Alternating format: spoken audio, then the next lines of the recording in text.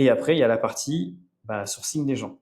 Donc, ça, c'est la partie qui prend énormément de temps. Et quand tu as ton business, tu peux pas te permettre de passer tout ce temps-là à chercher des candidats et C'est clair. c'est compliqué. Donc du coup, moi, je suis une règle qu'avait utilisée Leila Hormozi, la femme d'Alex Hormozi, qui disait Ouais. que eux, ce qu'ils voulaient, c'était sourcer à peu près 500 candidats. Et à partir du moment où il y avait 500 candidats, ils commençaient réellement à regarder les profils et à faire passer les tests et ensuite les entretiens. Donc du coup, le process, c'est quoi? C'est trouver une assistante virtuelle, que ce soit sur Fiverr ou sur une autre plateforme de freelancing.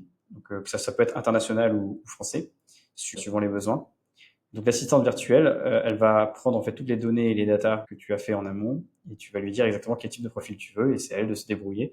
Et tu lui dis j'ai besoin de, tu vois, genre 500 candidatures.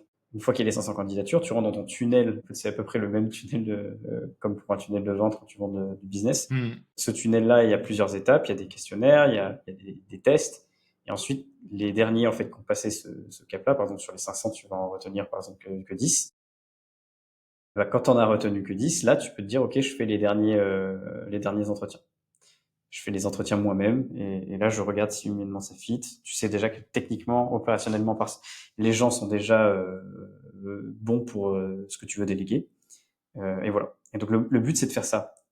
Et le cheat code, c'est quoi? C'est d'avoir justement une assistante virtuelle. C'est ce que j'essaie de mettre en place.